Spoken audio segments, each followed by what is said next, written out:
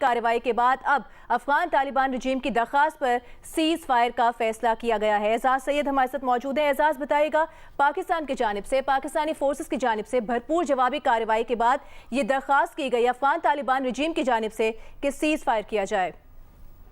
जी बिल्कुल, ये दरख्वास्त अफगान तालिबान की तरफ से की गई है पाकिस्तान को, और ये दरख्वास्त उस मौके पर की गई है जब पाकिस्तान की तरफ से भरपूर जवाब दिया गया है अफगान तालिबान को, और बताया ये जा रहा है कि काफी कैजुअलिटीज हुई हैं अफगानिस्तान साइड के ऊपर, और उसके बाद ही अफगान तालिबान की तरफ से ये दरख्वास्त की गई है जिस पर पाकिस्तान ने रजामंदी जाहिर की, और आज शाम 6 बजे से इस बात पर इत्तेफाक हो गया है। अब से 3 मिनट के बाद बाकायदा तौर पे दोनों मुल्कों के दरमियान सीज फायर होगा, और ये सीज फायर अगले 48 घंटों के लिए होगा। इसको फर्दर एक्सटेंड भी किए जाने का इम्कान है, ताहम इस दौरान दोनों अतराफ बातचीत करेंगे और तामीरी बातचीत के जरिए जो मसाइल हैं उनको हल करने की कोशिश की जाएगी। वज़ारत ख़ारिजा का कहना है कि दो तरफा तामीरी बातचीत से मसले का मुस्बत हल तलाश करने की कोशिश करेंगे।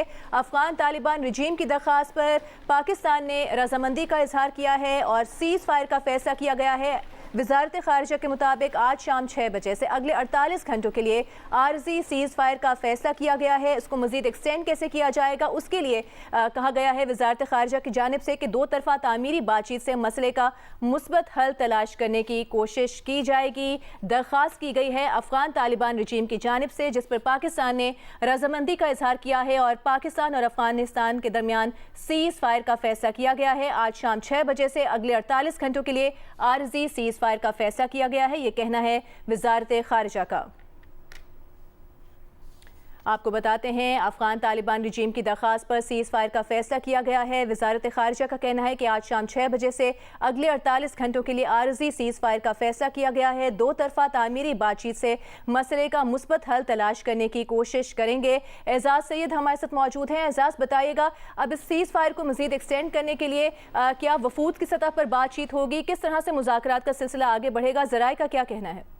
जी, जिस तरह कि आपको पता है कि पाकिस्तान ने खुसूसी तौर पे एक सीनियर सफारतकार को खुसूसी एनवाई खुसूसी मंदूब अफगानिस्तान के लिए नामजद कर रखा है, एम्बेसडर मोहम्मद सादिक। वो बड़े तजर्बाकार हैं, तो कोई ये की जा रही है कि एम्बेसडर सादिक और राब्ता होगा एम्बेसडर सादिक के पाकिस्तान की तरफ से होंगे। अफगानिस्तान की तरफ से मोस्ट लाइकली है कि अफगानिस्तान के वजीर खारजा वो पाकिस्तान से राब्ता करें, और ये दोनों साहब ही बैठकर चीजों को तय करेंगे, और बाद में वफूद की सतह पर भी बामी राब्तों का इम्कान है।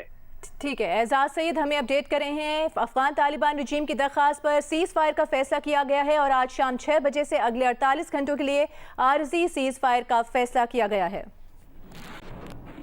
और अफगान तालिबान के हमलों के जवाब में पाक फौज की भरपूर कार्रवाई के बाद 48 घंटों के लिए सीज फायर हो गया है। मौजूदा सूरत हाल पर बात करेंगे। हमें ज्वाइन किया है दिफाई तज्ज़ियाकार ब्रिगेडियर रिटायर्ड हारिस नवाज साहब ने। ब्रिगेडियर साहब, बहुत शुक्रिया आपके वक्त का। पाकिस्तान की जानिब से भरपूर जवाबी कार्रवाई की गई अफगान इश्तियाल अंगेज़ी के बाद, और उसके बाद अब सीज फायर का फैसला किया गया है अफगानिस्तान की दरख्वास्त पर। कैसे देखते हैं आप इस पेशरफ पर? देखें, एक तो अब अफगानिस्तान के जो ये खास तौर पे अफगान तालिबान रजीम है, इनको पता अंदाजा हो गया होगा कि पाकिस्तानी मुसल्लह फौज कितनी स्ट्रॉन्ग है, कितनी प्रोफेशनल है, कितनी लड़ाका हैं, और वो इनको किस तरीके से सॉर्ट आउट कर सकते हैं। इसलिए अभी बार बार जब इनकी रिक्वेस्ट आ रही थी, कभी सफ़ेद झंडे खड़े कर रहे हैं, कभी 4, 5, 6 दफ़ा ये रिक्वेस्ट कर चुके हैं सीज फायर की, तो अब पाकिस्तान की हुकूमत ने फैसला किया कि हम 48 आवर्स के लिए इसको सीज फायर करते हैं।